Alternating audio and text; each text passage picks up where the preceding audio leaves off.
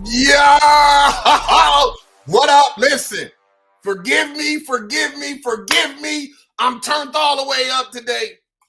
It's cracking, it's cracking, it's cracking. Welcome back to the Round Table Podcast. You already know what it is. We back. Forgive us for last Wednesday. We had guest members got to get in their regular life. You know what I'm talking about? I had to do something extra. Everybody was doing something, man, so we had to postpone it to this Wednesday for y'all. And we running it back for y'all. We're going to do a back-to-back for y'all so we can get back on schedule. So I want to say, hey, howdy, howdy, what up with everybody? Shout out to my sisters and my brodies. You dig what I'm talking about? We got a special guest coming on tonight. You know what I mean? You know what I'm talking about? It's going all the way down. I know he going to crack that funny because he's a funny-looking dude. You know what I'm saying?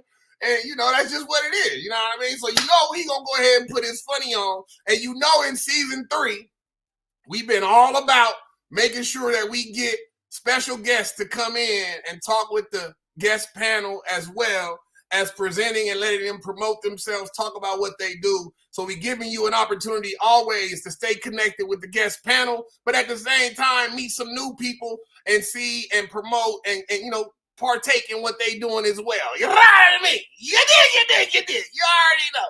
This is brought to you, the Round Table, brought to you by them good people over there at Crown Republic Entertainment, LLC, Crown Music. You already know what it is. We getting it in. So let me do this.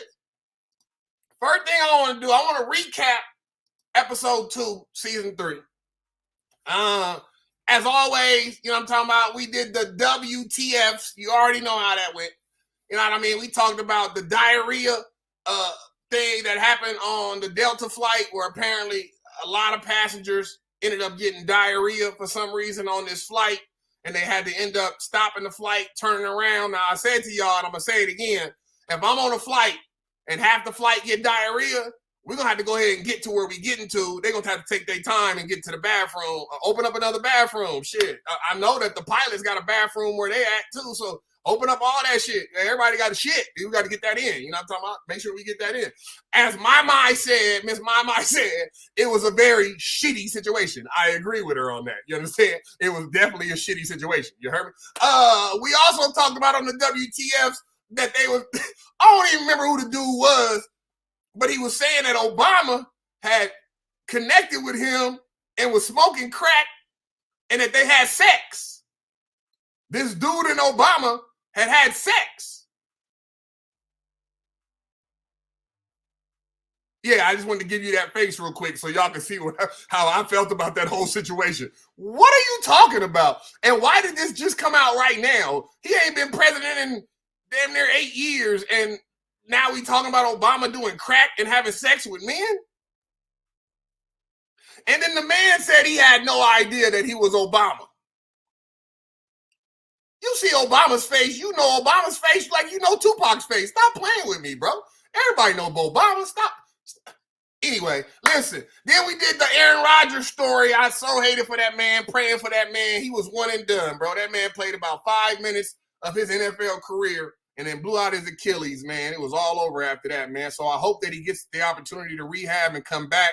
I've been watching some podcasts with him in it, and he ain't even talking about coming back next year. That man being realistic, knowing that it might be 2 years before he get back on the field. You feel me? So, your boy. We talked about schools refusing to open the doors in Vegas due to a teacher shortage in the WTFs. And then we also talked about the housing market and the prices falling and being the worst that they've been in the last 14 years at like 68%. That was reported in August, I believe, right?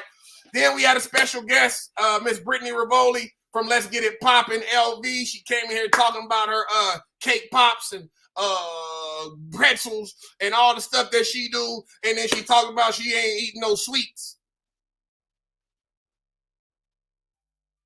I know if I'm making cake pops and chocolate and strawberries and shit, I'm eating everything. I'm eating it while I'm cooking it. You understand about? You ever cook dinner and don't be hungry at the end of dinner? Because you done been eating the dinner while you was cooking. If you really cook, you know what I'm talking about. Anyway, topic number 1 was what's so different about today's society. We talked about the differences in the generation and how this new generation is living a lot differently than we did growing up, or even our parents. And we talked about also about the influence of social media and what that's doing to our kids as well. We had the fast break with Mr. OB. We talked about the migraine pill being approved and how they just approving pills and meds in America, even though they be banned or outlawed in another country. America is like, yo, we'll do it. That don't make no sense to me. We just killing off our people on purpose. We also talked about how a lot of Americans are stuck on the pharmacy drugs and how the government automatically is pushing these pharmacy drugs into these people's hands, which is just as bad as a regular street drug dealer. But we're not going to talk about that, right? Then we came into what you need to know in hip-hop with Mr. Cowboy. We got that in real quick. Then we also discussed with topic number 3 how a majority of women in today's society feels that marriage is old-fashioned. So we talked about that and what that means and how to go about that. And, you know what I'm talking about. We talked about that. You dig what I'm talking about? So that was the WTFs from last show. That was the topics. Then Miss Tennessee did we say too much? And she probably got muted like 4 or 5 times. I'm lying. She probably got muted once, but she got to talking about cake batter, roll-ups, sexual intercourse. Yeah, it was time to get rid of Tennessee for that. You already know what it is. You already know. Shout out to our sponsors and supporters: Crown Music, Naughty Dots, Fifth Element Hip Hop. You dig what I'm talking about? County Lines Productions, New Wool Dispensary, AMG, LVPPW, Rat Pack DJs, Wild Graphics, IMM, and that thing called It's the Crown Radio. You did. So let me give it to you today. I got a good one for you today. So what the we're going to go ahead and get into it today. But before we do, let me thank everybody for showing up. Thank everybody for tuning in. The group is already going crazy. Ray Son, please check on them comments. His comments already going up. It's crazy. We getting it in. You heard me? Today's WTFs. Check it out. Elementary school teacher accused of raping a student. When the police show up to her house, listen to me. Maybe I didn't hear what I said. Elementary school teacher arrested for raping student. When the police pick her up, she says, I'm pregnant by him. What? Elementary school? We talking about 5th grade and down? A teacher? What the fuck? That don't even make sense to me. Ain't no 5th grader gonna do nothing for no grown-ass woman. What grown-ass woman want to be with a 5th grader? Now, if you telling me she was with a 4th grader or a 3rd grader or a 2nd grader or a 1st grader, hold on, let me stop for a minute. If she was with a kindergartner, it's a problem.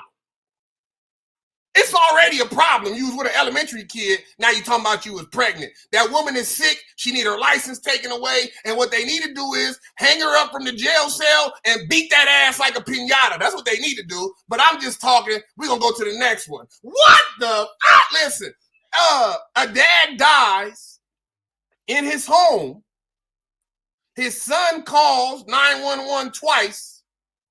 The medical people sit outside the house and never come in, and the man dies in his home. Why y'all didn't come in? Did y'all knock on the door?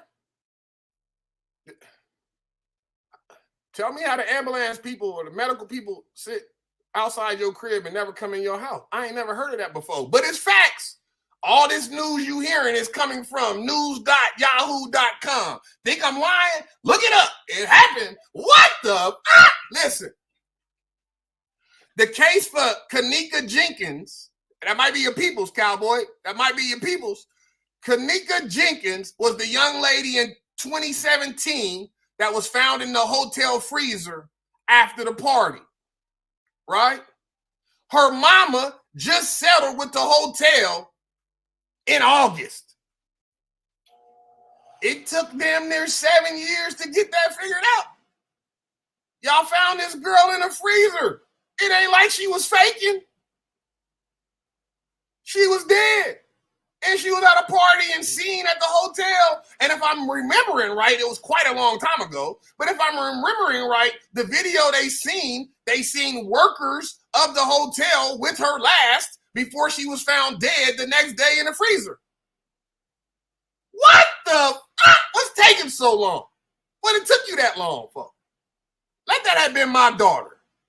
Boy, I'd be a terrorist right now, blowing up all kinds of shit. Y'all think I was from the Middle East. The next one. New Mexico officer charged in shooting a nurse in the back of the head doing a routine traffic stop in 2022. He just got arrested for it. Why you shoot? What happened on traffic stop that made you shoot him in the back of his head? What the fuck? Listen, I think police is getting a little too out of hand with the gun thing. The gun thing should be the last thing you grab for. Grab your baton, grab your stun gun, whatever, pepper spray, whatever you feel like. You can wear brass knuckles. I don't give a damn. But your gun should be the last thing you grab for. It should be the last option, and it should be only if you feel threatened for your life. What the fuck? Listen, last thing. This for my people in Nevada. Pay attention to all my homeowners in Nevada. Nevada Power is begging homeowners in Nevada not to go solar. If you go solar, you end up making money and they have to pay you for the power you generate on your home, which means it kills the monopoly of Nevada Power in the state of Nevada. It now gives you control over your own power. Pay attention, homeowners. Go get that solar. Put that solar on your home and make some money off the property that you own. Don't listen to them. They're not going to give you no tax cuts. They're not going to give you no pay cuts. Your power bill going to still be $300-something a month, $400, $500 if you got a big crib in the summer. And they're going to keep hiking the prices up right before summer on us every year. You know how they do. Go get that solar. You heard me? Yeah, what the fuck? I'm going to get my money, dog. What are you talking about, bro? That's crazy. That don't even make sense. You dig? That's stupid. You heard me? Let me go ahead and say what up to my panel, everybody in the green room, the green door, the brown hole. Never mind. Y'all don't know what I'm talking about. Y'all don't know what I'm talking about. But my panel know exactly what I'm talking about. You heard me? So I'm going to go ahead and introduce my panel.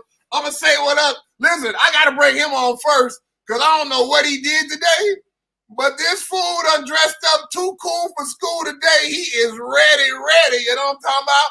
I don't know if somebody watching that he want to watch, but I'm going to bring him out the green room. OB, what up, OB? OB. I thought somebody said something about wearing sunglasses talking to grown men. So I figured I'd throw my glasses on since Prime's on the list. You feel me? That's what's up. So where your hat at? Yeah. Man, I ain't had no hat to go with the shirt today, so I just got the shades on. I'm ready to go.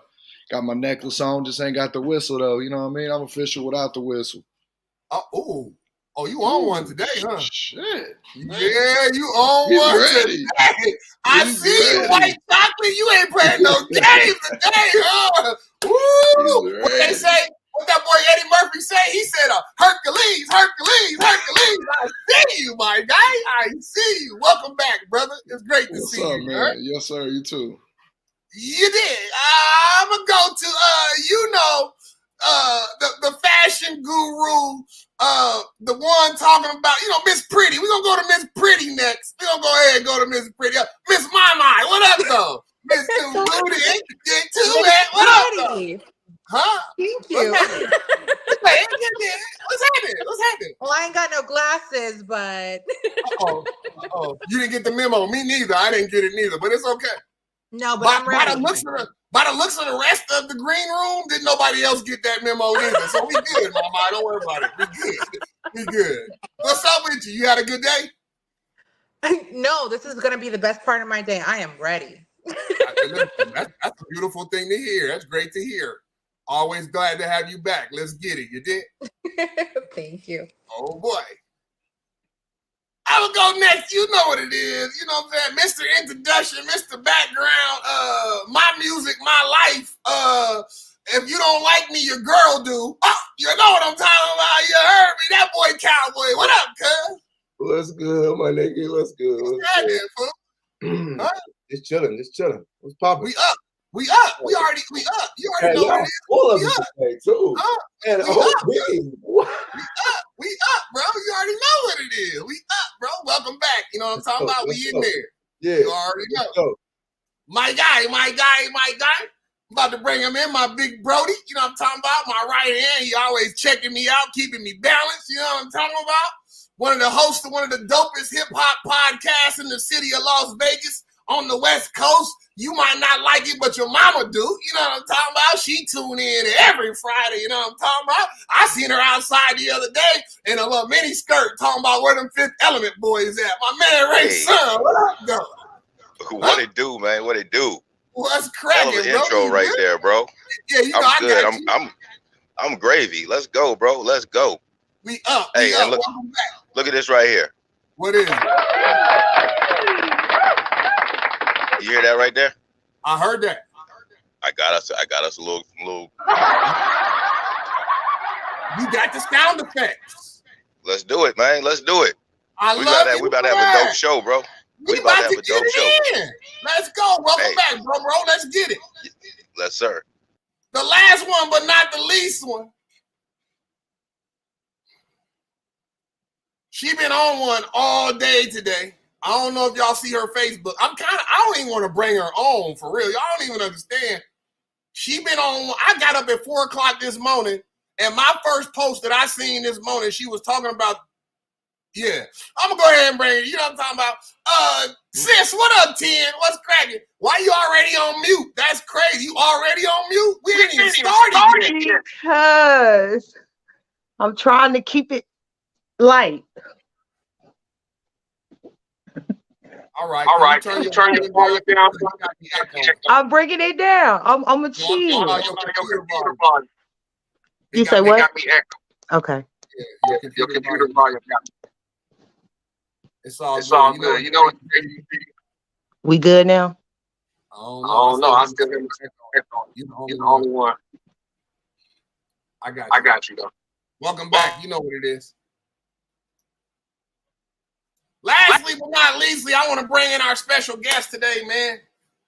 Another one of the dudes that I call bros, my big bros.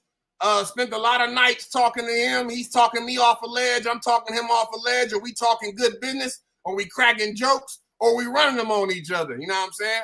I hate that my man is gone, but I'm glad to see him go do something else somewhere else to be successful, man. Probably one of the best friends I got. Somebody I always keep associated with everything I'm doing, man. You know what I'm talking about? Crown member himself moved out to Dallas to go get it. My guy, Big Doc. What up, Brody? What's up, Rand? Man, what's happening, man? You know, I had to show, I got to show the muscles in here today, man. Chilling. Man, it's hot, cuz. It's hot out here. Are you gonna go get them, or are we still waiting, or what we doing? Oh no, they here, man. I got to put the pin in there so I can, inflate them. You know what I'm saying? Oh, that's what you was doing when you did this. Yeah, I was trying to inflate them. My bad. I thought you was gonna go get it. Like I thought you had a muscle suit or something, because I didn't see none. Nah, but I'm gonna go get my muscles, and then I'm gonna go get that Ritalin and calm your ass down, because you on extra. Yeah.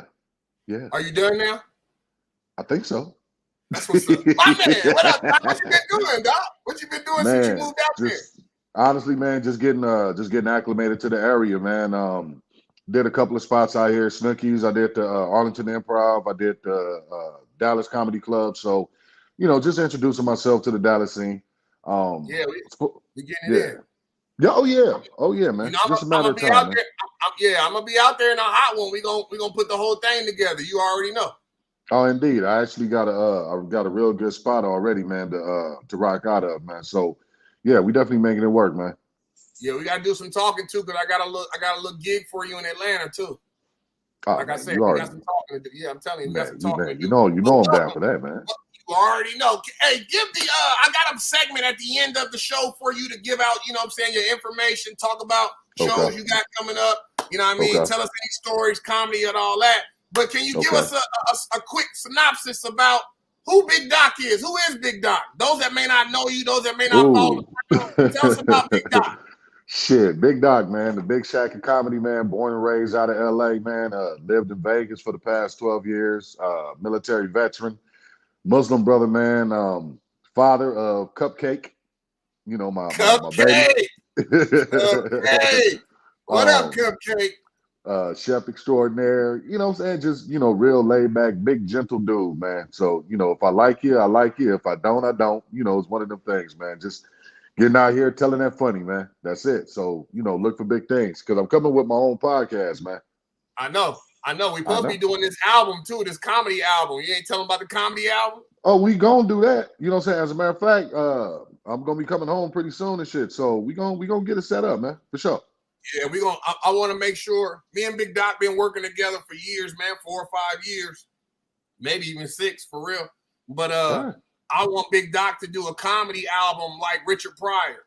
You know what I'm talking about? Like the Mudbone. Like I want to bring that back. So I want to make sure that we do an album on Big Doc, or just nothing but a comedy show. You feel me? So we're gonna get that in. Big Doc, welcome back, man. Welcome to the round table. I hope you got your vocal cords ready and you got some debate skills. Oh, I'm all for it. I'm all for it, man. You already know what it is. I'm all for it. Skills. You know what I'm talking about? I'm gonna go ahead and bring the panel in. Let's bring the panel in here. You know what I'm talking about? It's not me. Y'all talking about. What up, everybody? What's up, everybody? What up? Everybody, this is Big Doc. Big Doc, this is everybody. You did? Howdy. Big Doc, what you do? I gotta say howdy because I'm in Dallas now. You know what I'm saying? No, you ain't got to. No, you ain't got to. You ain't got to. So let's go to hold on, let me go to these comments. We got comments in here. Hey mama, I love you. Carl Allen, what up though? What up though? Patricia, thank you for checking it in. Please check on that solar. Get that in there. Get that in there. You know what I'm talking about? Get that in there. So let's go. Who said they love me? Huh? Who said they love me? Who love you? You said it. Didn't you just say that? No, I said my mama said I love you. So oh, my God. I was like, who the hell said they love me? I don't know nobody.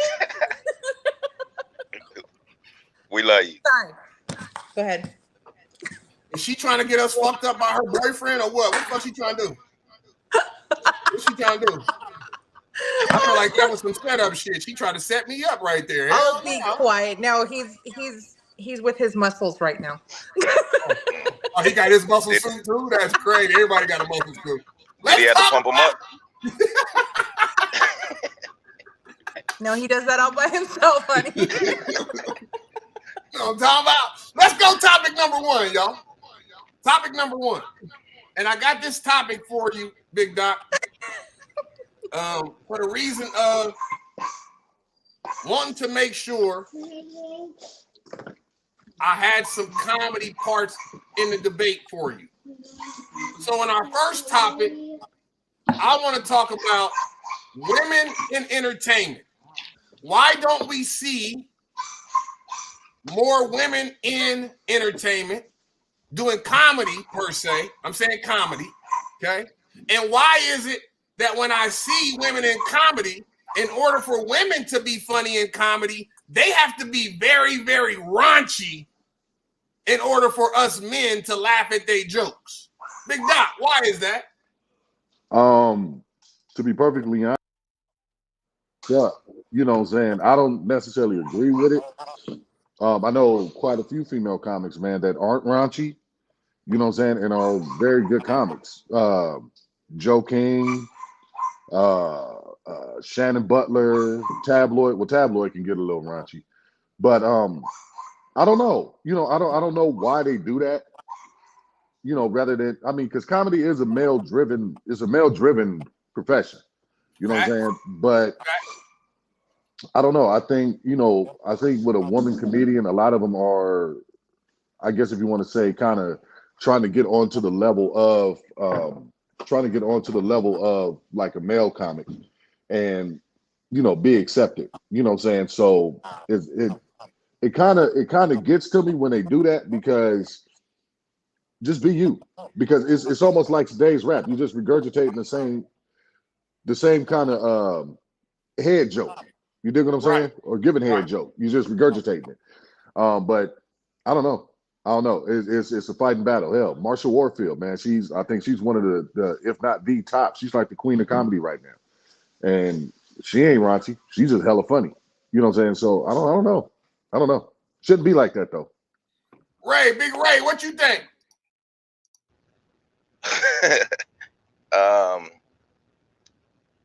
I don't know. I agree with him. It shouldn't be like that, but it's almost like the WNBA. If motherfuckers don't support, it's gonna be what it's gonna be. Fact. Shout out to them Aces though. Yeah, we about to run up another one too. Right. Yeah, I ain't got much on that. I think it's the support. You know, women gotta support women. The same old thing we always talk about. Women gotta support women in droves. You know what I'm saying? And Facts. that'll give them a push. And if women support women, men gonna go where the women at. So, yeah, you know what I mean. Same thing with comedy. Same thing with basketball. You know what I mean? The dopest marketing tool ever is to get the girls on first. If you get the girls on, the dudes gonna come. Exactly. They just gonna come. It's just it is what it is. Since we started doing music, it's been what I've felt like is the truth. Like if you get the girls to like the music, the guys gonna listen because the girls is listening. It's just what it is. Mama, what you think? To be honest with you, I don't think it's just a comedy thing. I think it's just it's everything in general. Women are looked at as secondary in everything. I mean, even not to get biblical, but what did God create first? If you believe in that. So we're always looked at as secondary. So, and it's for me, I'm a comedy show girl. I love going to comedy shows, but 80% of that audience, maybe even more, are dudes. And like Ray said, you got to support. If you're only there because your man's there. I mean, you're not really supporting. So I think women feel like they have to they have to be relatable to the man. And so they have to go raunchy. And that's the only way to be funny. I don't believe that. 10, I love you, but she's raunchy, hilarious, but I'm not as raunchy. I think I'm kind of funny. I'm just saying. I don't think you have to. I'm more sarcastic than raunchy. But that's my opinion. Mama said I could be raunchy a little bit. I'm not as raunchy, but I think I'm funny. You know, as long as you think you're funny, it don't matter what nobody else thinks. If you laugh at your own jokes, at least you gotta laugh. You feel me? As long as you laugh at your own jokes, you gotta laugh. You feel me? Let me tell my panel real quick. Turn your volumes down. We're getting echoes from y'all listening to the show yourself. You feel me? So turn your volumes down because you're getting feedback from your volumes. Please turn those down. I appreciate y'all. Cowboy, what you think, Brody? Shit, man. Like I like it raunchy, so I ain't even gonna lie. Oh, So, well. I like the dirty comics. I like the ones that talk that shit. So, you know, I like, you know, just hilarious. That's my girl right there. So, you know what I'm saying? It's just you got your preference of what you want, but that's just me. I like raunchy comics. So, but I want to piggyback on what my said, right? I'm gonna bring you in, OB, a little bit too to speak on this. But I agree with my, and I also agree with Ray's son in the simple fact of, and I was going to use the same analogy. It's like the WNBA. Feel me? They working just as hard as the boys are, but they getting paid less. You feel me? It's like they got to do twice as much to get paid a little bit. Now, not to make it racial thing, but as a black man, I know this story. I got to work 3 times harder than somebody with lighter skin. I got to work way harder than somebody else might because I'm a black man. It happens that way. Women are beneath black men. So how does that work? And black women are beneath everybody, which really don't make no sense to me. Hurts my heart because it don't make sense. So explain to me, and that's what I want to talk about in entertainment. Most women in the entertainment world, not even just comedy, but in the entertainment world, got to do 3 or 4 times what a male actor, comedian, rapper, let's talk about music, Cardi B and Megan Stallion, they gotta go all the way raunchy, whopping, all kinds of licking and all kinds of extra shit just so they can get a #1 song when men do the same shit every day. And they shit might not even hit Billboard. But a woman gotta go 5 times harder just so her music can chart. And then we look at women like, well, yo, I don't want my daughter listening to that. That shit raunchy. She said this, she said that. Well, damn, my dude, we've been doing it for a long time, and I ain't never heard you say nothing about your daughter then. So I'm just asking, why is it that women have to work 3 times as hard to be successful in the same career that a trash-ass comedy man can, you know what I mean, a comedian that's a man can be trash as hell and get more love than a woman who might be hella dope. You feel me? Why is it? I need to know. OB, what you think? I think sometimes, it comes down to what women or the specific female comedian finds in her humor. Not all of us have the same kind of humor. But I do know one thing, as a woman, what you could do is sell your soul. I know plenty of people that sell their soul that have made it. There's even a song that comes on the radio all the time. I think I don't want to say her name, and it's really not her, but I know she dressed up in an all red suit at some event, and she's singing, "Oh, I'm the devil. She a bad bitch. She a rebel. I'd rather be famous instead than believe." And so there's ways that as a female entertainer you can make it. It doesn't just have to be being raunchy. But I do think, and you took the words out of my mouth, Randy, that guys, we're always raunchy when it comes to comedy as comics, at least for the ones that I go and watch, Right. Not all the time. I'm not saying 100% of their show is raunchy, but they're going to get raunchy. When a female gets raunchy, it gets judged differently than when a male gets raunchy.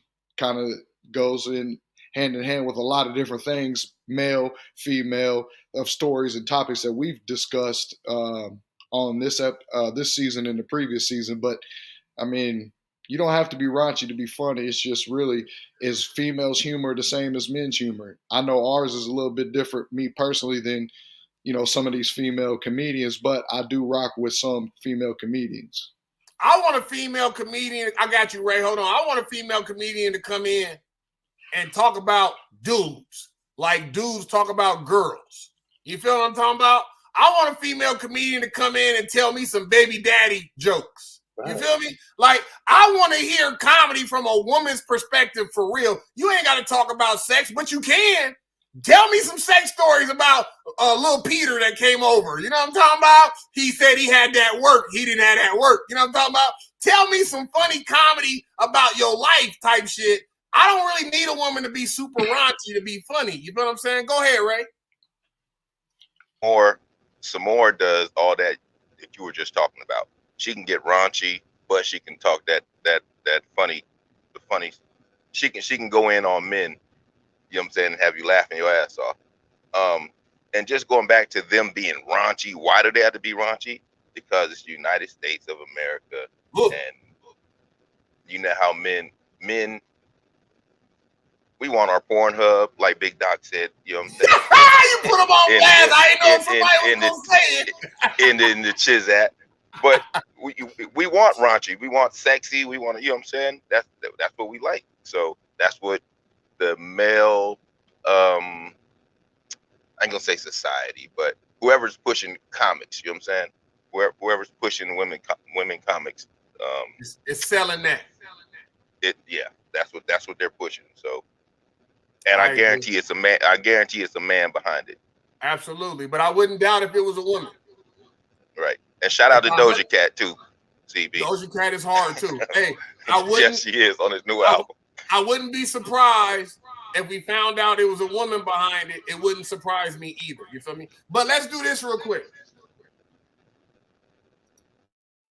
Kind of taking a turn in the topic. It's not really the topic, but I want to talk about it real quick.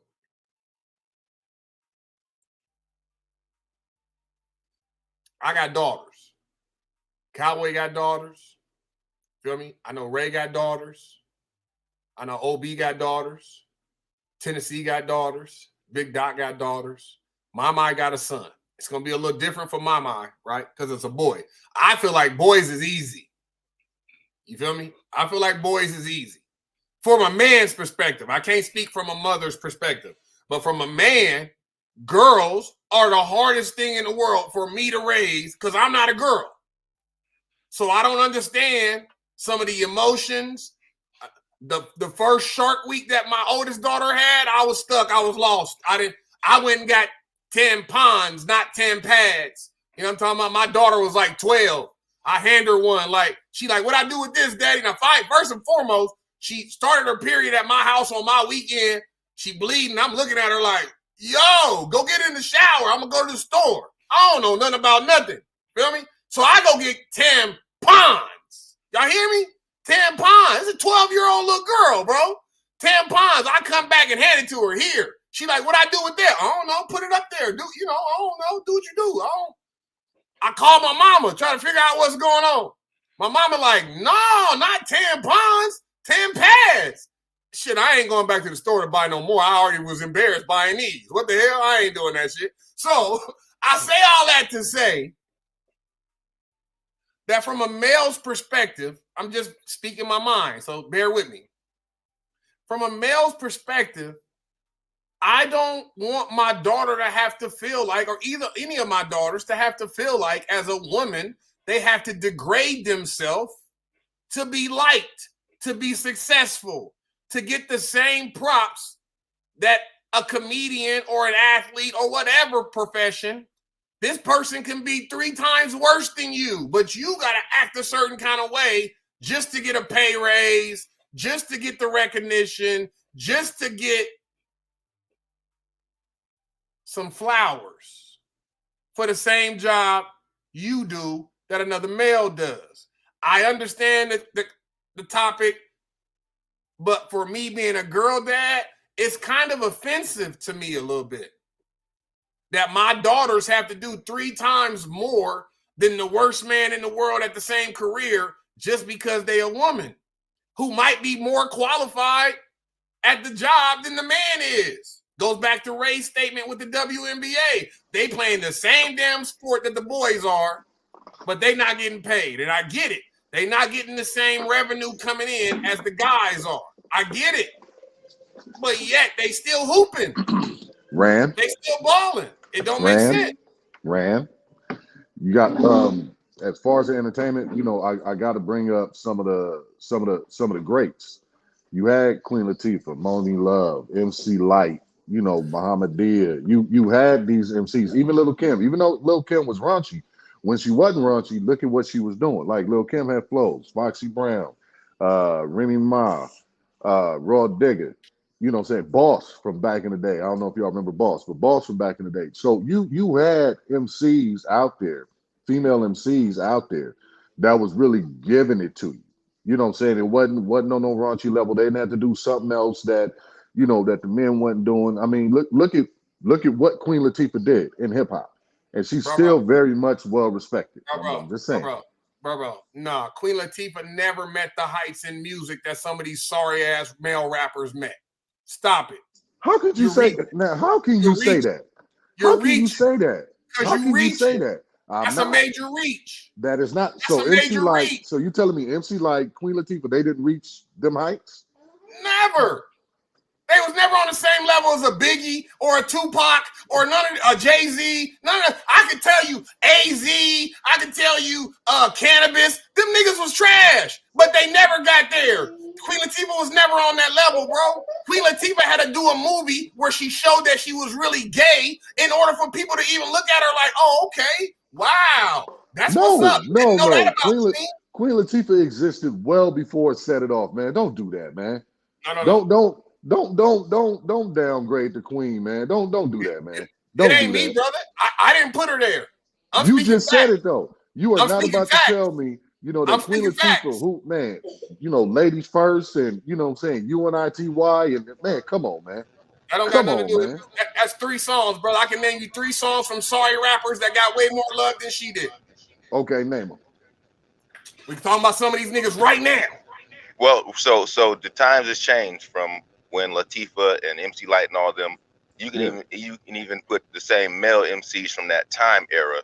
None of them were getting paid like some of these trash artists today, and some of the mainstream artists. But today. you got to remember, we didn't have social media back then either, where a lot of this trash music is being disseminated through.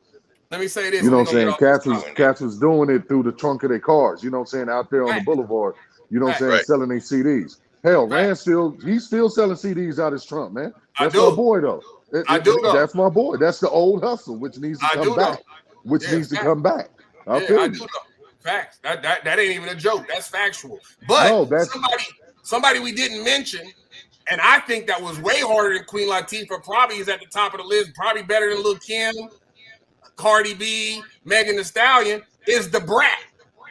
Da Brat was probably the hardest female rapper I can speak on, for real. I got you. I'm with you. So I'll give everybody 30 seconds to think of another female artist that was harder than Da Brat. And she spit. I mean, Lil' Kim was doing her motherfucking thing. You know what I'm saying? Definitely she doing was her harder thing, than Da Brat, though, Ray son. Yep. Guaranteed. Yep. The Brat did her thing, but she did not have that Lil' Kim appeal lyrically. I mean, I don't want to say lyrically. Let me take lyrically out of that, because lyrically, the Brat got her. But I'm going with Lil' Kim. Period. Point blank. The only reason why you going with Lil' Kim is she sold sex. That's my point. That's my point right there. You can't tell me nothing else. I was thinking about smashing the Brat back in the day too. Oh, I would have smashed the Brat too. Her and her sister. We're not gonna talk about that. But listen, so my point in saying that is the only reason why you could say Lil' Kim was better is because she pitched sex. Hey, the Brat didn't pitch sex. No, she didn't. Factual.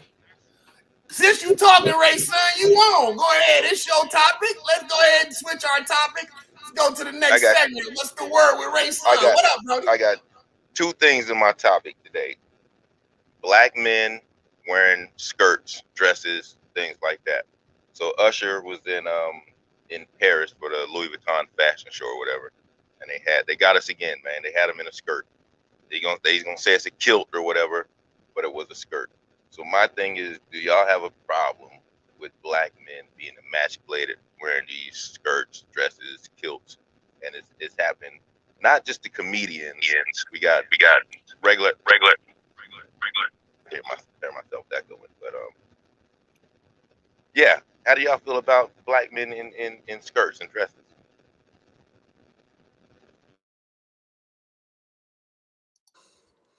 Go ahead, Mama. I'll go. I just want to ask specifically, why is it only about black men being in skirts? I'm with you, Mama. I feel like you feel too. I don't like to see no men in skirts, but I understand where Ray coming from too, because most times when the media is showing us men in skirts, it most happens to be a black man. Okay. 9 times out of 10. I was just asking the question just because, as someone who's Polynesian descent, it's, we have skirts, we have grass skirts, we have lava-lavas, we have different things like that. And if they were to wear it out, it's a cultural thing. Is it just because skirts are not typically a part of African-American culture? Is that why you're asking that? Or I'm just curious, that's all. Definitely, there's definitely not a part of African-American men culture. Unless you're doing other things, you switching it up a little bit. But it's the purpose to emasculate us, like I was saying, to take our power away, to make our black boys see our men, you know what I'm saying, wearing skirts on TV. Like I said, I know the comedians. You got Eddie Murphy then wore dressed up as a woman, Martin, Jamie Foxx, but. So this is a bigger story just besides the emasculating, right? Growing up as a young black boy, all our heroes were white men. Lone Ranger, Superman, Batman, Captain Kirk. So if we don't get positive images, and then we get our Usher, we get our Odell Beckhams, Samuel Jackson. You know what I'm saying? Men that we see on TV every day, and we see them in a skirt. How is that doing? You know, that's emasculating. That's where I'm going with it. So that's what I was saying. Shouts out to Roddy Piper. He be turning over in his grave, my dude. It's not a skirt, it's a kilt. There is a difference. Hold on. Ray Son, I got you, Ray Son. We're gonna go ahead and mute Big Doc. He get his first mute of the day. You know what I'm talking about? Right, Roddy Piper still ain't black though. Right, we gonna mute Big Doc. You see you see what Big Doc try to do right there. But listen, I understand where you coming from though, Ray Son. I understand where my mind's coming from too, because I look at it from a standpoint of demasculation of all men. But I'm gonna be honest with you, and Big Doc can probably agree with this. And most of the comedians I know that have done movies, I just watched a documentary where they say a lot of comedians have decided not to do certain movies because the first thing they read in the script is that the director wants them to dress up as a woman. And a lot of these comedians are starting to feel like, why is it every time it's a black comedian, the black comedian has to dress up like a woman? I've seen that. So I understand where you're coming from with it, Ray, but I think it's demasculation, period. I don't just think it's black men, although we see it a lot more in black men. I think it's demasculation of the male species altogether, if you ask me, on my opinion. To be honest. Anybody else before we get off a race topic? Anybody else? It's a damn kill. You're saying to wear a skirt is demasculating? Because to me, I feel like there's a difference between dressing up as a woman and wearing a skirt. There's two different things. Like my son dances hula. When they dance hula, they wear a lava. That's a different culture. Exactly, but I'm just saying though but I don't consider that, and I wouldn't if I saw a black man in a lava, which I have because there's a lot of black men in Hawaii. I don't consider that dressing up as a woman. Now, if you put on a wig and makeup and shit like that, okay, that's different. But for me, wearing a skirt isn't demasculating. So when you seen Will Smith's son Jaden wearing a dress, that wasn't demasculating to you? You just said dress now. How short was this skirt? I haven't seen this picture. How short is this skirt? I want to say he did it for, maybe it wasn't Gucci, Prada. Okay, so that's a little bit different too. And I will just say that just from living in LA, like fashion is just weird. I'm going to just tell you that right now. They're fucking weird. Okay, those red Mickey Mouse boots that people are wearing, fucking weird. So yeah, I think that's weird too. But I don't know. I'll say this. Me modeling, managing models, doing all of that, I'm not taking no pictures in those. Listen, I can go right now in my room and pull out some lavas that I've gotten from Hawaiian homeboys, and I'll put them on. But I got shorts on under them. That's not a dress. That's something different. A dress, a skirt. You know what a dress and a skirt look like, mama. You know what I'm talking about. That's demasculating. You put a man in a dress or a skirt, that's not something you can look at and be like, oh yeah, that's common. I see that all the time. No, you don't. That's because they don't sell skirts and dresses in the man section. That's why you don't see them shits in the man section. On another hand, though, I will say that, I mean, just personally, my son is not putting Usher or these people up on pedestals. They're not looking. He's not looking at them like that's who my girl is. Right, the idol. Right. Just saying. Right. No, I get it. Ray, you got anything else to say for your segments up? Just one more thing. So Terrell Owens, T.O., had a conversation with Ocho Cinco, and he said the reason he dated white women because he was teased and rejected by black women. So that made him pursue relationships outside his race. Now, I think a couple of y'all have mixed babies, mixed children on the panel. Is there a reason that you went outside your race to have, you know what I'm saying, to find that partner? You know what I'm saying? Am I saying that right? is it a reason you dated outside your race? Could it be to your Randy for you? Could it be you felt pressure, you felt ridiculed or anything by black women to make you get away? CB, same with you. I know you got black children. You're a white guy. I'm gonna say this. Black women was picking on me, so I dated white girls. No, that's a lie. That ain't it. That ain't it at all. My mama told me to date who I like and who like me. Feel me? I've dated black girls. I've dated white girls. I hate to put this information out there like that, but we talking about it, so we're going to talk about it. I got a baby that is Hispanic and black.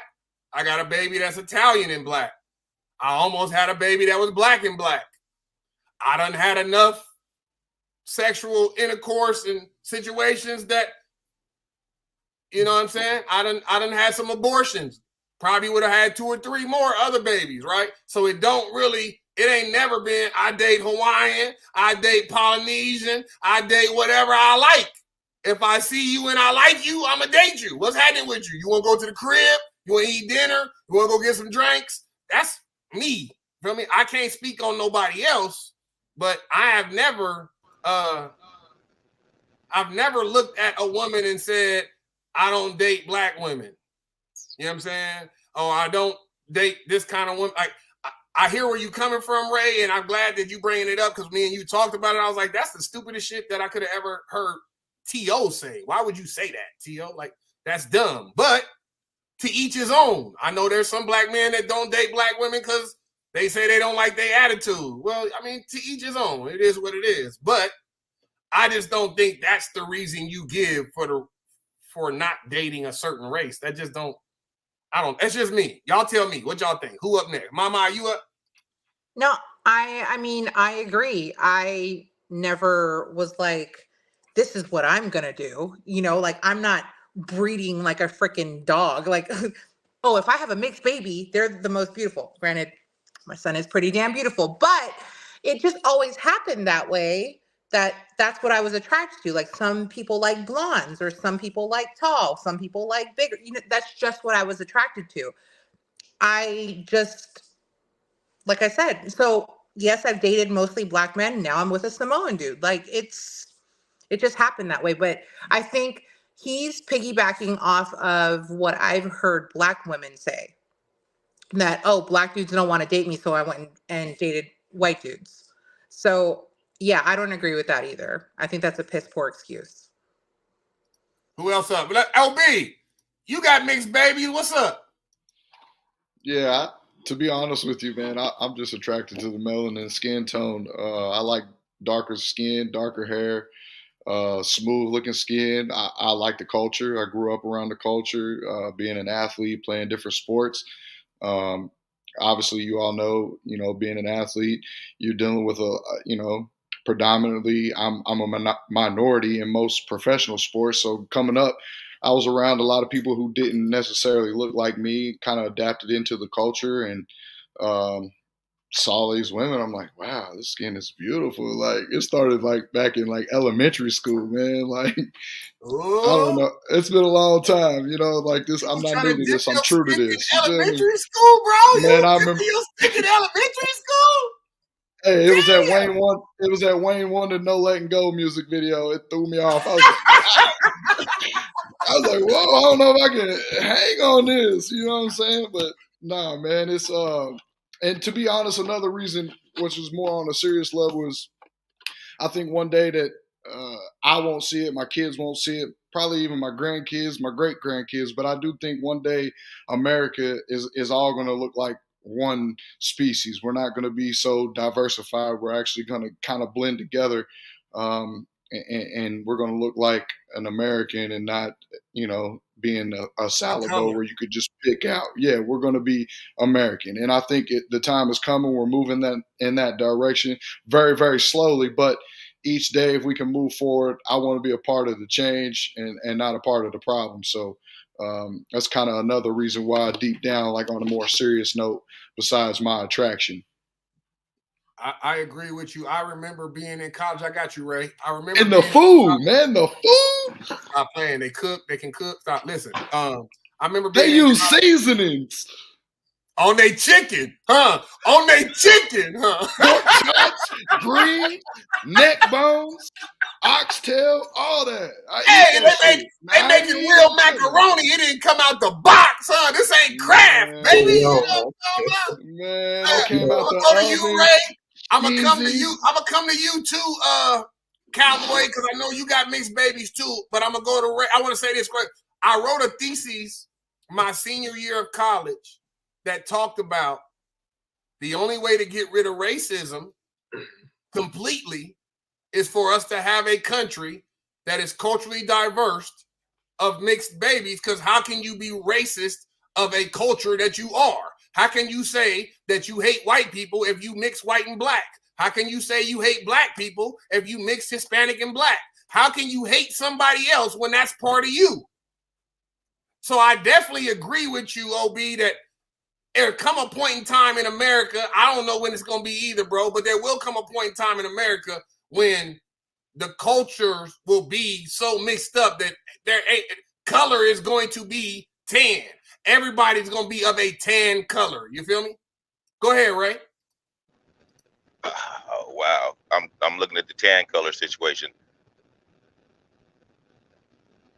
I don't know if people are prepared or white people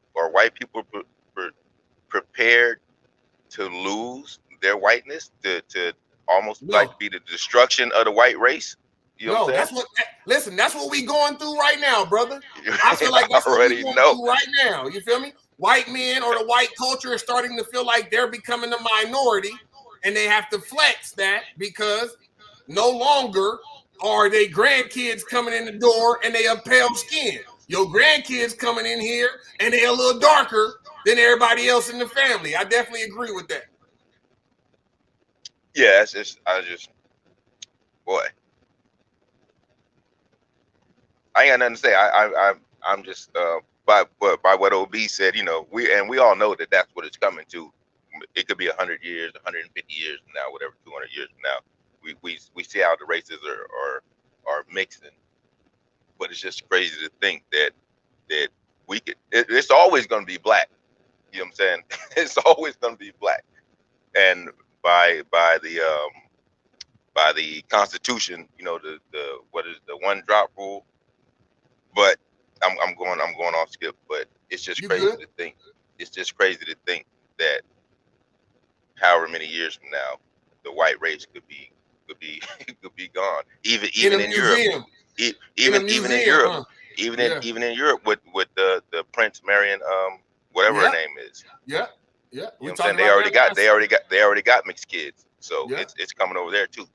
Yeah, I agree with you. Cowboy, last one. What's good? What up? Shit, man. I really, you know what I'm saying? I'm just whoever's attracted, I'm attracted to, you know what I'm saying? It ain't really a race thing with me. It just happened. And to what Chris is saying, you know, I ain't gonna say shit. Some white women can cook and shit. I'm gonna shout out to baby mama number 3. Shit, she's seasoned her shit. Oh shit. She's seasoned her shit. So, you know what I'm saying? Baby mama number 3 know how to cook. You know what I'm saying? It is what it is, man. I really don't have a preference, man, because I ain't racist or nothing. So whoever I'm attracted to and whoever is attracted to me, we gonna rock. That's how it is with me.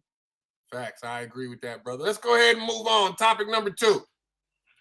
I've been waiting on this. I've been waiting on this.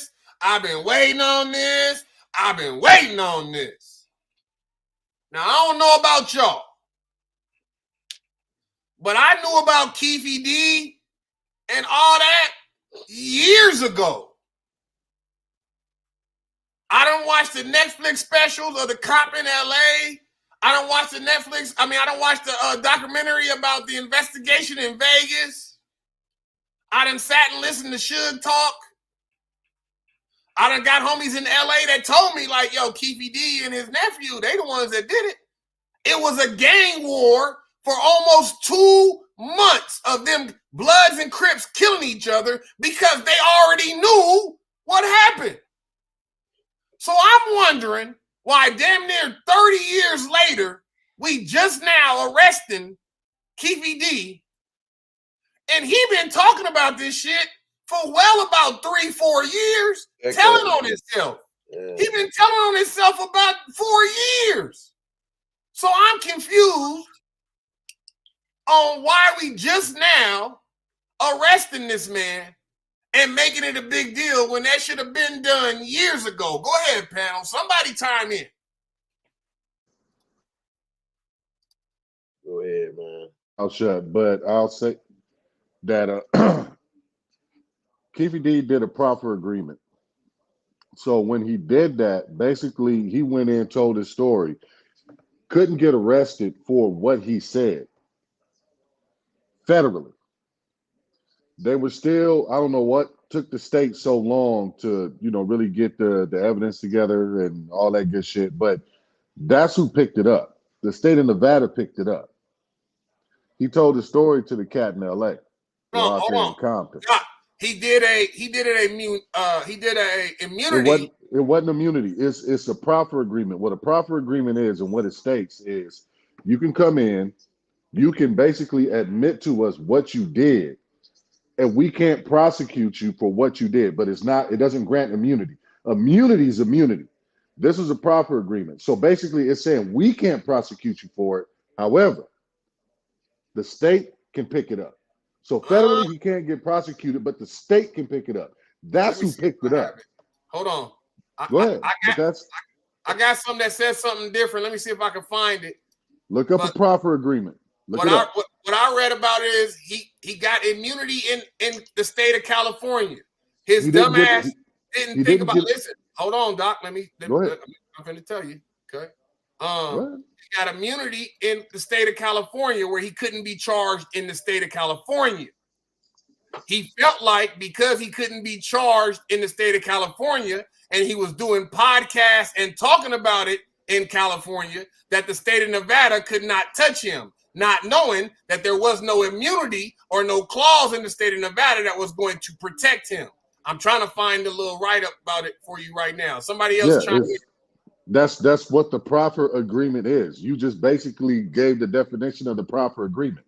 That's what he took. PROFFER. Look it up. That's what Keefe D did. He signed a proper agreement, and then he went on to tell the story. But what he should have did was just shut the fuck up. Thanks. That's all he had to do. Yeah. Shut the fuck up. It would have still been a mystery as far as the other shit goes. But he told his story, put himself in the car. Gave it to him blow by blow. Let him know everything. For the time that he even said that Pac looked like he was pop locking in the car when the shots was hitting me. I'm like, dude, what? Yeah, he's an idiot. So let me go. Can you hear me? Doc, you can hear me?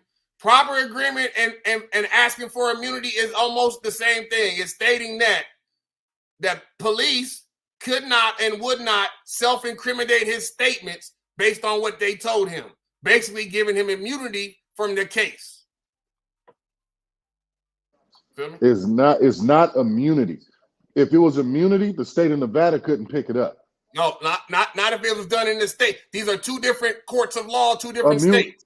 Immunity is immunity regardless. Immunity is immunity across the board. No, it's not, bro. That's not true. That's not true. No, you're going to have to tell me something different then. Because the crime happened in the state of Nevada. California ain't got shit to do with the crime. So the state of California can't give that man a proper agreement because they weren't investigating the death. It wasn't about them. So you can't give them immunity for a case in a whole nother state. You can't do that. Facts. All right. I'm reading it to you. I'm just telling you. I'm letting you know that's what happened. OB, what you think, bro? Why it took so long? What were they waiting on? Man, I don't know why it took him so long. I know that Keefe D, he's trying to pin it on DeAndre Smith, who is now deceased, so he can't even speak on his own behalf. So basically, Keefe said, I got the gun, I provided the gun, I gave him the gun, but I didn't do the shooting. So basically, you try and blame the shooting on somebody who's deceased who can't speak for himself. Yet you're telling law enforcement, I gave him the gun to go do this. So why it took so long? Probably because it was Tupac. He was a legend. He was somebody that was speaking out amongst things that people were frowning on. If you notice, everybody in America that's ever came out and tried to be a change or called out all the bluffs of America has been eliminated from this earth. It's just how they treat people. I think it was more so an inside job, a setup job that they're trying to pin it on somebody. Keefe and DeAndre might have did it. I'm not saying that they didn't, but at the same time, I think they could have been hired by somebody a lot more powerful than anybody that the Crips or the Bloods was fooling with. Which is why 27 years later, 9/13/1996, my 8th birthday, we're just now finding out, oh, we're making arrests. We got new evidence in a house. It's been sitting in this house for 27 years, and you all want us to believe that? Come on, man. Come on. Next subject.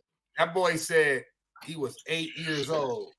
8 years old, man. I remember this was my birthday, bro. I won't forget that. I graduated high school 96. That boy said he was 8 years old. That's crazy. Damn. Yeah, man. I still remember it, though. Ray, what you think, Ray? I know you got something on the topic. What you got? I don't think it was nothing, no CIA or no shit like that Pac got killed. I think Pac got killed for gang banging.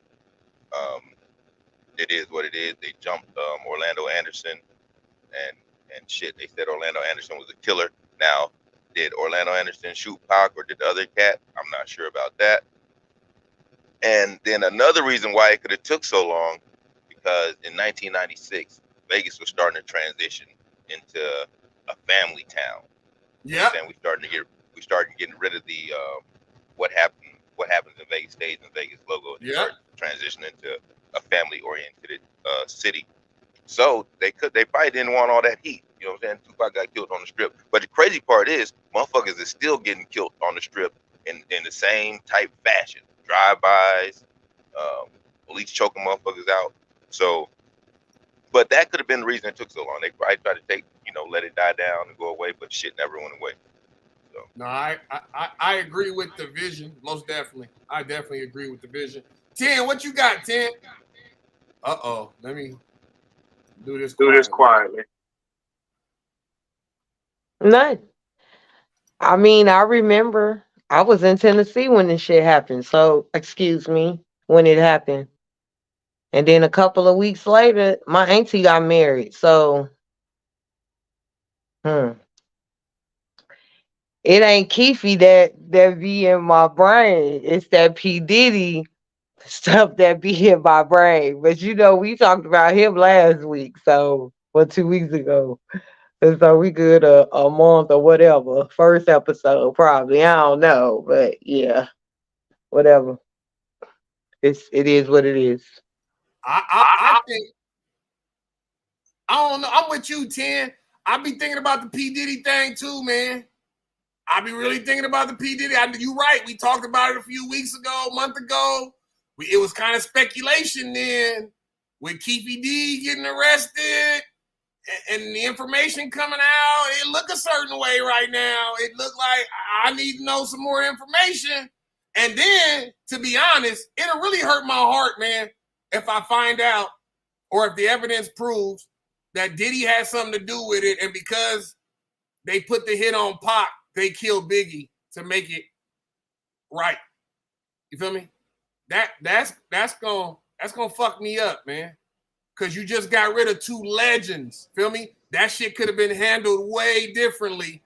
Don't be surprised, though, my dude. Them, bro. Don't be surprised. I said, don't be surprised, though, my dude. Don't be surprised at all. That's been talked about for years, man. You're right. You know what I'm saying? I mean, and just like you said, with Keefe D being arrested and Puffy with that $1 million hit out on Pac, I mean, come on, man. You know what I'm saying? Suge already said he not taking a stand. Suge said, I ain't got man. Nope. You know what I'm saying? Suge already doing life because he couldn't quit running his mouth. Right. You know what I'm saying? So yeah, it's one of them things, man. So don't be surprised if heads start to roll or if Keefe D gets silenced. Speak on that, Big Doc. You think they're gonna get rid of him? If they he done already told it all, though. He done already told it all. It don't even matter no more, do it? No. He told a little bit of a lie. Does that make sense? He told a little bit of a lie. Trust me, he knows a whole lot more than what he's actually letting on. Just like he kind of leaked that, Puff gave $1 million. He knew he fucked up when he said that. That's what he wasn't supposed to say. But my thing is, he's going to get to a point where they're going to press him. And he's going to start looking at them football numbers. You know what I'm saying? Because he's going to get chopped behind this. They done picked him up. He's going to be looking at football numbers behind this. For number one, how long the investigation been going on, who he killed, who was involved, the snowball effect of who else got killed. Because it ain't just Pac and Biggie. It was a whole bunch of people that got murked behind that. Absolutely. Out there in LA. You know what I'm saying? That knew about it. So my thing is now, being that you're like, really, you, Suge, Puff, like you guys are really the only surviving members of that whole little faction of what went on with exactly. So Suge already said, I'm not saying nothing. Puff, everybody's kind of looking at him now like, hey, because Catch in New York was already like, hey, nigga, we know you had something to do with that Biggie shit. Because he did. His career kind of took off too when both of them. So with that being said, they're gonna lock Keefe D ass in the room and they're gonna start pressing him for information. And when they put them numbers in front of him, like them real legit, nigga, you're gonna spend the rest of your natural life in jail +2. He's going to talk. And when he starts talking, it's over then, huh? It's over. Yep. It's a wrap. It's a wrap. I feel like Keefe D. Now y'all chime in on this though.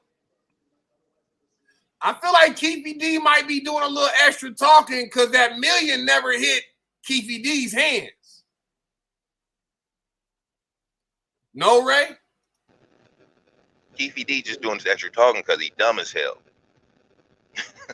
That's the only thing. You know what I'm saying? He had his proffer agreement and that worked for what he did. After that, going on Vlad, going on the Art of Dialogue and all these other podcasts telling what he did, telling him it's in the book, read the book. That's just dumb as hell. So, man, he gonna get what he gonna get. Hey, I don't think he's gonna see another day of, you know what I'm saying, as a free man. I agree with that.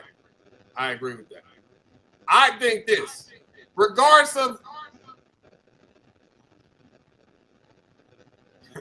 how I say this, because I'm being honest with you. I'm going to tell y'all with a criminal justice major, they tricked Keefe D. You feel me?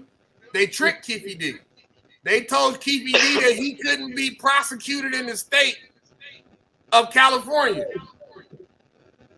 The state of California wasn't even investigating the murder.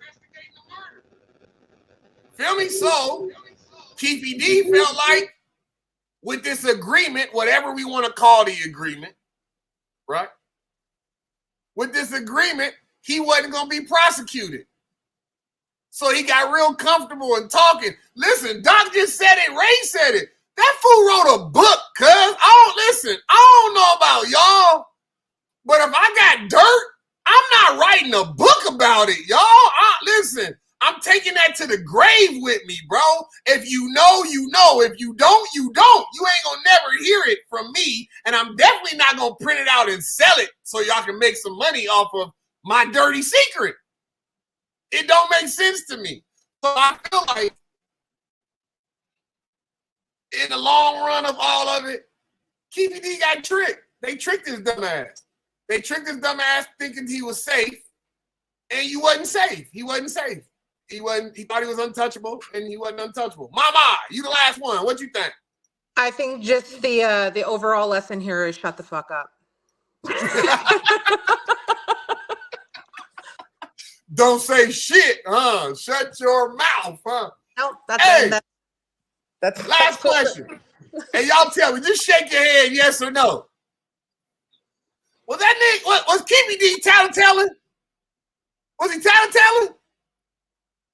He was lightweight tattling, wasn't he? You don't think so, Ray? Hold on. Let me unmute you. Hold on. Go. I mean, he told, whatever you want to call it, tattletelling. He told. He didn't. Did he snitch on his nephew? That's a different story. But nephew's dead. But yeah, he's fucking tattletale. Ran his goddamn mouth. Ray, you don't think he snitched on his nephew? Can you snitch on the dead? Can you snitch on the dead is the question. You know what I'm saying? Yeah, I mean, even though he did, you still telling he did it. Yeah. Everybody know who was sitting in the back seat behind him.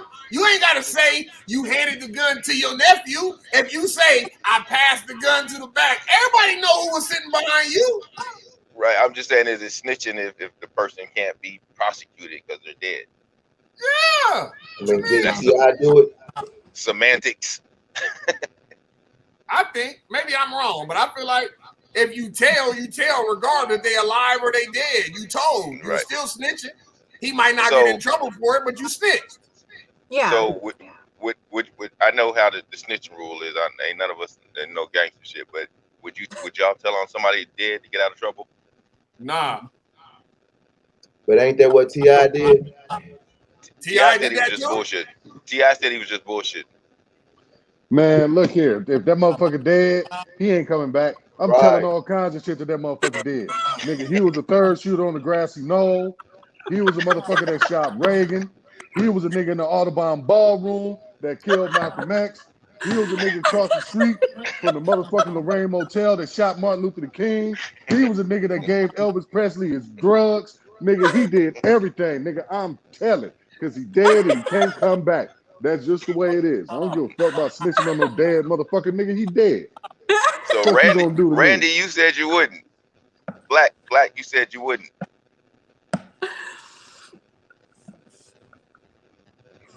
Black, my bad. I'm fucked up over here. I'm dead. You gonna tell on a dead man, bro? He dead. He can't even defend himself. He can't say nothing about nothing, and that's the reason why he's gonna use that opportunity because he can't defend himself. You got that? Nigga shouldn't have died. He shouldn't have died. If he didn't die, then I wouldn't be snitching on him. So he can't come back and say nothing, nigga. If he didn't die, nigga, he wouldn't have had the problem, nigga. He died, his fault. Fuck him. Can we have him on every week? I agree with Doc though. I tell something on some dead shit to get me out of trouble. Teach that nigga to die. For shit. Oh, you niggas is ratchet. Y'all ratchet. I bet I got kids. No Mama, it's your turn, Mama. We gonna get off that subject. Mama, it's your turn. Can we get to the mixed plate? Mixed plate with Miss Mama. What's up, Mama? So for those that haven't known, so we switched it. It's not a sip of tea anymore. It's mixed plate. It's kind of an ode to Hawaii because if you go to Hawaii, mixed plate. So it could be pretty much anything. And it's so funny that you called me Miss Pretty this week because we're talking about the weirdest, the three weirdest beauty trends that are going on right now. One of them, well, let me just name them first and then we'll go through it. So the first one is earlobe filler. Take that in. Barbie talks. Take that in. And belly button oiling. So I can see Rand's face right now. Mama, hold on. You get a quick mute while I think about what the hell you just said. What the hell is all that shit? What, this is beauty shit? Belly button oiling, earlobe filling. Go ahead, Mama. I don't even understand. Okay, so the earlobe filler. I don't have to deal with this, but there's women that wear heavy earrings, or maybe they've gotten those earplugs, whatever, where they put anyways. So they feel that their earlobes are too saggy. So what they're doing is the people that inject their face, their lips, whatever, they're getting it in their earlobes so that their earlobes don't sag. Dumbass. But that's just, yeah. Like saggy boobs. Secondly, the second one is Barbie talks. And what that is people are injecting their shoulders with Botox so that they can't access this trap muscle, and it makes their neck look longer.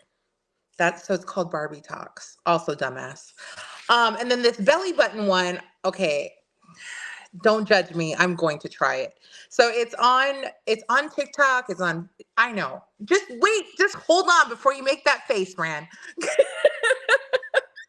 So castor oil's been like here for a long time, but now people are saying that like rubbing it in your belly button causes some kind of like digestion. It's supposed to help with inflammation, all kinds of stuff. You're supposed to do it at night. It's supposed to regulate your body heat. I don't know. I know people use it for their hair. I know people use it for all kinds of things, but like no, the new thing is rubbing castor oil in your belly button, but it has to be like a certain kind. It has to come in a glass bottle, some shit like that. Mine is coming from Amazon. It might already be here. I'm going to try it and we'll talk about it again, but people are swearing by it. They're swearing that, but they will. Okay. So this is kind of TMI. They're saying that you do it at night and then, a lot of stuff comes out of you. Oh, what is... Gentlemen, y'all want to talk about anything? I don't know what the hell my mind talking about. Stuff comes out of you. Huh? Evidently, it's some people with some crunchy ass belly buttons walking around this motherfucker. Because I personally don't understand that. You know what I'm saying? Belly button oiling? What's going on here? I'm with you. I thought that was just lotion. You know what I'm saying? Soap and water, lotion. A bath, huh? Take a bath, huh? You can wash, get some soap and wash that shit out, huh? Yeah, if you need motherfucking WD-40 to clean out your motherfucking belly button, bitch, you got a whole nother issue going on here. It's not about cleaning though. Apparently the oil like penetrates and goes into your insides, your intestines and everything, and it's supposed to stimulate your insides. It's not about clean. That's called sex, my. That's called sex, my. When it penetrates and goes into your belly button and stimulates you. I see you, Tennessee. I know you feel me. I know you feel me, Tennessee. That ain't No. I am on chill because I was on one today, and y'all bringing it out now. But okay, go ahead. No.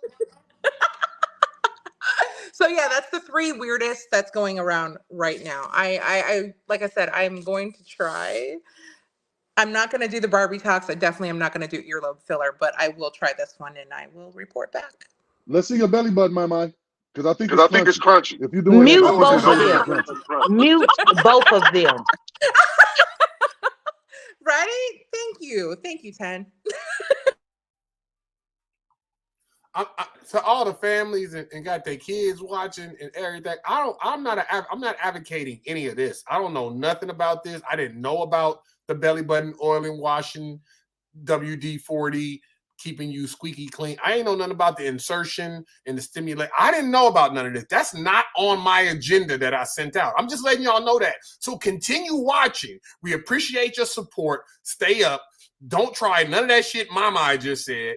We're going to let Mama come back after she tried that shit, and then she going to tell everybody else about how that shit worked. Mama, is that okay with you? That's okay with me. Yes, that's okay. Okay. We're going to topic worse than it is. We're going to go to topic number 3. I don't know what happened in the show today. Tennessee's energy this morning did this shit. I told y'all it was going to happen. Y'all thought I was playing, and here we are. I told y'all we was in my mind, she going to put the topic out there so that Tennessee can jump on it. She know how Tennessee is. Listen, topic number 3 so we can get up out of here. We got about 10 minutes. Let's just get up out of here. Is Coach Prime good for college football? Who talking to me? Ain't nobody. Everybody shaking their head. Yes, he is. Number one, why so? They swore up and down that he couldn't take that Colorado program and coach it up the way that he's coaching it up. You know what I'm saying? Now, granted, yeah, they lost to Oregon, they lost to USC. You know what I'm saying? But you got to think, Prime hasn't had a full year to actually recruit and do what he's doing. But they've already overachieved. Not only that, those kids have bought into what he's saying, what he's preaching, what he's coaching. You know what I'm saying? Those kids want to play for Prime. He is very much good for college football. He's making kids want to come there and play. And it's not so much the mystique of an Alabama. It's not the mystique of the Bible Belt. He's bringing kids to Colorado, to the University of Colorado. But hold on, Doc, what you saying? Because Colorado was a good program at one point in time. At one point in time, but since when? You know what I'm saying? When's the last time Colorado really made some noise? It's been years. Well, shit, we could have said that about Alabama. Before Saban got there, Alabama was shit. They were always somewhat ranked, man. Alabama was, that before Saban, the good old bro? boys. The good old boys. Before Saban? Even with what I'm basically saying is this. At the end of the day, man, he's very good for college football. He's very good for college football because he's got them cats believing in themselves, man, and that's what really matters the most. He's already taken 3 HBCU cats, you know what I'm saying, playing on the national stage, man. Come on, man. Facts. Come on now. Come on, man. Go ahead, Ray. 2 of his sons, he's great for college football, but was he better for HBCUs? All that money he's bringing to Colorado for the next 5 years, I think his contract is for, something like that. All that money he's bringing to that school, to that state, our HBCUs need that. So if he stayed at HBCU, and I'm not saying he needed to, I'm just saying if he stayed at HBCU, and think of all these stars, how they're coming out filling up the Colorado game, how they could have been filling up what was the Jackson State or wherever he was coaching at. If he stayed with HBCU, go ahead. Go ahead. Now finish. If he stayed with HBCU, think what that could have done for it. Maybe it will do it, but think how that all the notoriety that he would bring and kept bringing for the next couple of years, for the next 5 years, he was HBCU. So let me counter that argument. Hold on, Big Doc. Let me counter that argument. And countering that argument, I'm gonna say this. And this is one thing that I'm impressed with when it comes to Deion. Deion had them cut him a check that the school didn't even have. They didn't even have the money to give Deion what they offered him, right? Jackson State never even offered him that. Deion was at Jackson State making crumbs. If you understood how valuable Deion was as a coach, you'd have done the same thing Colorado did. We gonna give you money that ain't even in the bank because we know you gonna bring that money in here to us to pay you. If Jackson State and the HBCUs cared that much about Deion being there and making the HBCU football better, then they would have paid that man instead of letting Colorado pay that man. That's all I'm gonna say about that. Well, let's not forget, and I hate to bring this up, when he was at Jackson State, his office got broken into, his jewelry got stolen. You know what I'm saying? Shit like that happened. People at the top, they was breaking into his car and all that shit too. People at the top were actually taking money. You know what I'm saying? And this just wasn't at Jackson State. Brian, I believe it was Brian Dawkins, because there's another coach, NFL player that went and coached an HBCU team, and he left as well because they was doing some shady shit at the top. So I'm gonna say this: HBCUs won't do better until HBCUs do right by them. Hold on, Doc. Who was that? I know exactly what you're talking about. Who was that? Shit. For some reason, I don't know why I can't remember the school. Ed Reed, man. Ed Reed. Ed Reed. Ed Reed. Yeah. Thank you. Man. Same shit happened. So you want me to come in, you want me to come to your school, you want me to coach your team, bring all this money in, you can't guarantee my safety. Right. If my house and my car and all this shit is getting broken into, come on, man. Who wants to work in that environment? Right. The shame should be on the HBCUs in Jackson State. The shame shouldn't be on Deion for making a business decision. Deion did what what any coach is going to do in America. You paying me $300,000 to do the same job that somebody's making $8 million at, and I could probably do better. I'm going to go get that $8 million. It doesn't matter how much money I'm already worth. I'm still trying to add to my bag, so I'm going to go get that money. The thing is, Deion is great for college football because why? He's bringing the culture to Colorado that probably has never seen this before in his life. He's putting young coaches that have this belief that I can be myself as a coach and not have to worry about being judged. Oh, well, he talks like this. He dresses like this. He walks like this. It doesn't matter because you are who you are. What matters is me coming out here raising these young men and winning football games. If you watch his YouTube videos, he is all about these kids and developing men outside of football, which a lot of people aren't that way. A lot of people are more so worried about what their record is, how much money you're putting in their pocket and what you can do for them instead of what they're doing for you.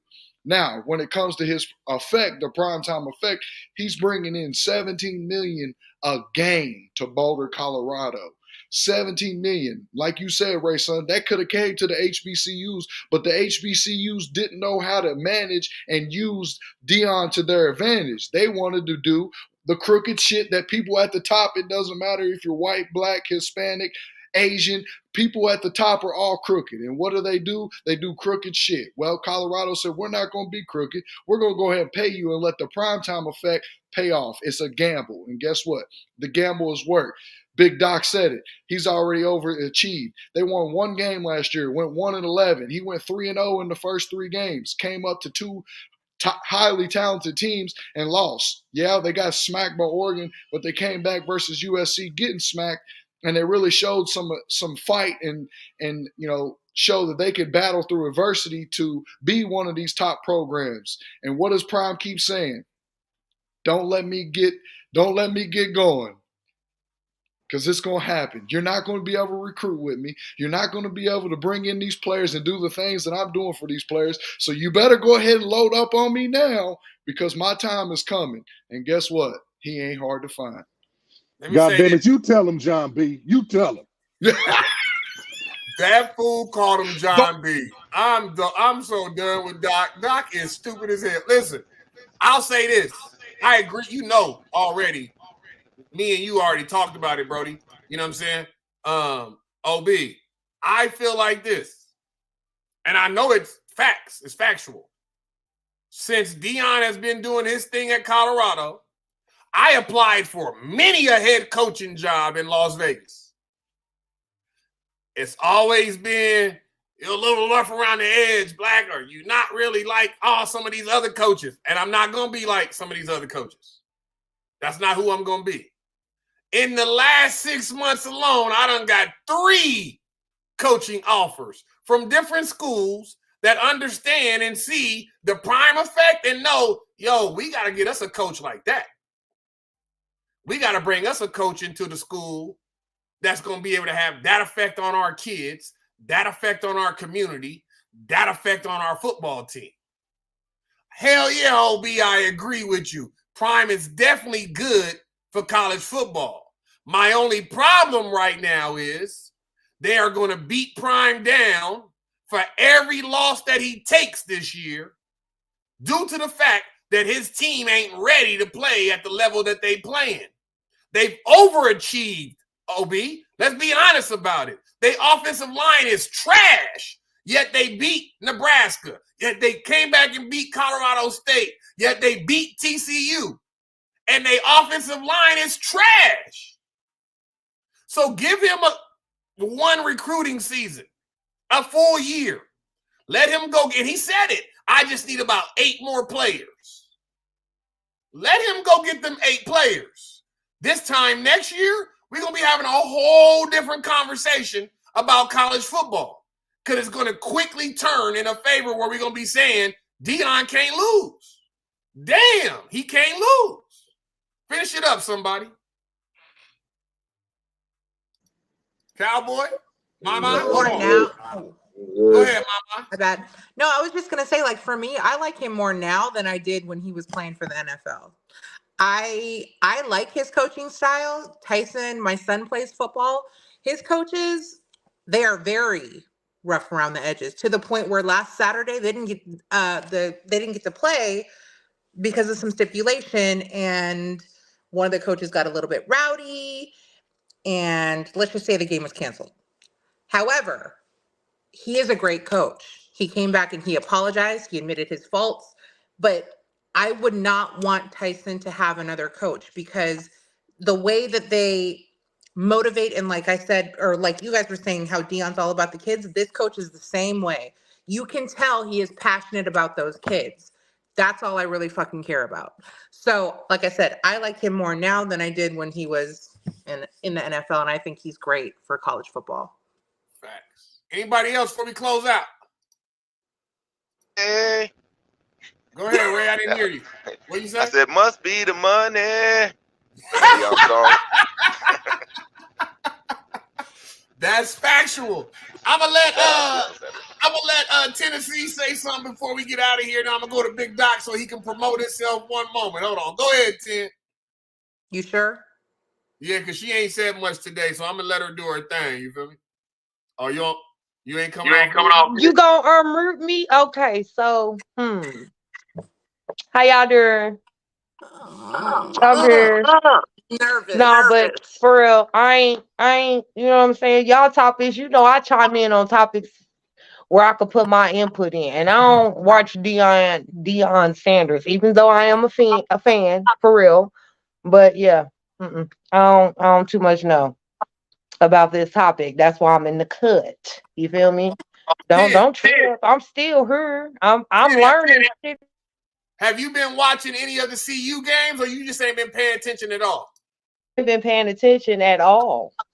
I go to work, I come home, do what I do, and I'm asleep by 8 o'clock, 8:30. Look, it's 7:37.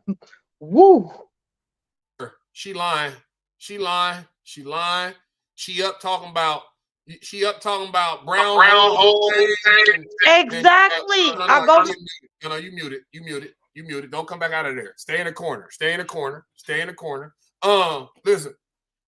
She talking about booty holes and all the kind. Y'all ain't see her post today? Y'all ain't see all the stuff she said this morning? I was up at 4 o'clock in the morning, and the first post I seen when I opened up my Facebook this morning was, if you touch me in my booty hole, that's kind of personal. What? Hold on. What? Yeah. Of course it's kind of personal if somebody touch your booty hole. I don't know about y'all. I don't want my booty hole touched.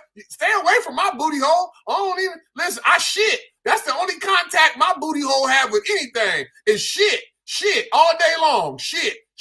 I don't know nothing about what Tennessee talking. No. That's why I said we go together. Stay in the corner. Don't come out the corner no more. Your ass will get that ass whooped. Stay in the corner. I know your mama taught you about the corner. Stay in the corner. Listen, Big Doc, I'm going to go ahead and let you say your finals before you get up out of here today. Give us the information and where can we find you, Big Doc? Big Doc, BIGDOC 68. That's my Instagram, Big Doc 68. So remember the name and then tag my height on there, Big Doc 68. Facebook is Deion Big Doc Amos. Twitter is the real Big Doc. I'm kind of getting back into my Twitter shit, so look that in. But IG and Facebook is normally where you find me, man.